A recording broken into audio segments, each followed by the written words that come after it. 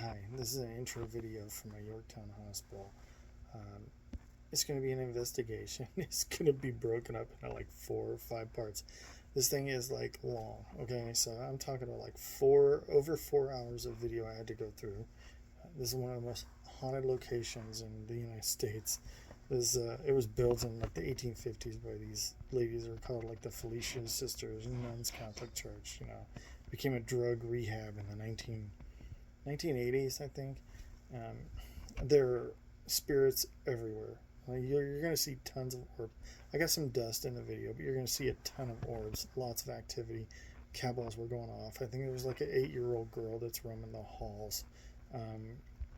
Just all kinds of crazy stuff. Nun apparitions, tons of EVPs. You got to listen up. Tell me if you see the shadow figures. I'm going to post a picture, my very beginning picture. Look up in the window. It looks like a man in a white coat looking out of this window, and that just goes to let you know. When we first showed up, sitting outside, we didn't even do the tour yet, and I had this spirit came right up and stood next to me, checking me out. She was checking everybody else out too. So, they they knew we were gonna go there. I don't know. I walked around, and I said, "Who's this lady that comes out and checks us out?" And there is a spirit that comes out and checks us out. Went in there, and every once in a while, I'll have a spirit that comes by and stands next to me. So I got a lot of responses, I think, during that night. They got cat balls, got the REM pods. Those were moving. They were lighting up, and the cat balls lit up on a couple of occasions. Of course, the EMF meter. And then let me know if you see any of the shadow figures. Keep an eye out, because I caught a lot of stuff out there, and I think I missed stuff. You're talking 4 hours of video. How can I see it all, right? So I'm putting it out here. I try to keep every little bit, because to me, this is like history, because this place ain't going to last forever. And then I wanted it to feel like you're doing this alone deal with me. There's some other people around, so I tried to run off on my own every once in a while, and try to bring you something where you felt like you were right by me and the camera. So try to keep this true and make it feel like you guys are kind of exploring along with me, so I can take you along for the ride. And I really do hope that you enjoy it. And let me know what you think. Like I said, 4 parts. Watch every one of them. Let me know what you see.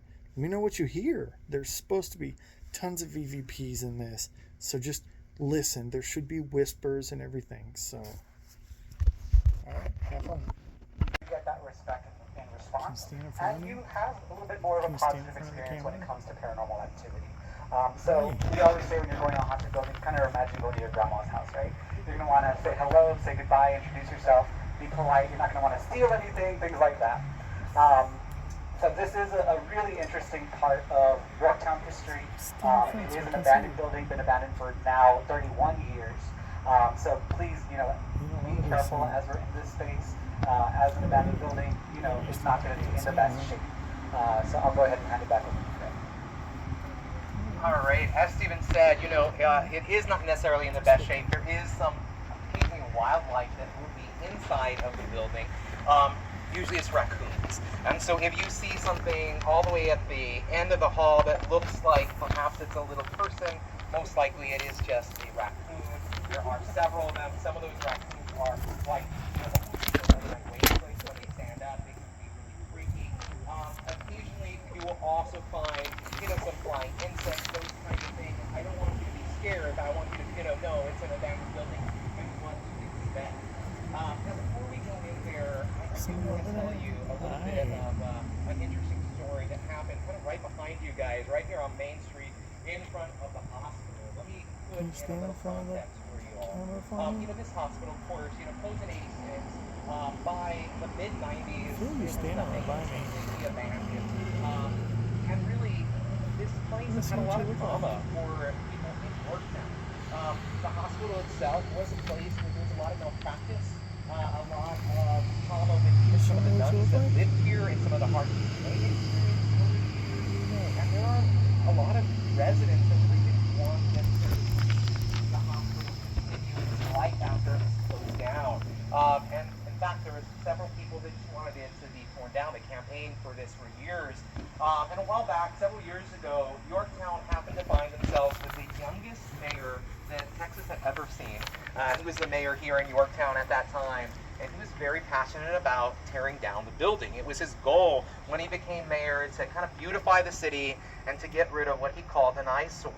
And he was campaigning for that for a while, and one day he was driving down Main Street, the street right behind you guys, and he had been drinking, and he lost control of his vehicle. He ended up crashing that vehicle, and when he crashed that vehicle, he was ejected out of it, and he landed right in front of the hospital. The place that he wanted to tear down would be the place that he would take his very last breaths in front of. I think it's kind of an interesting story, and I think it does speak to some of the darkness that's here. There's so many stories here. There is tragedies that families experience at an individual level, that the entire community has experienced at an individual level. So I think some of that trauma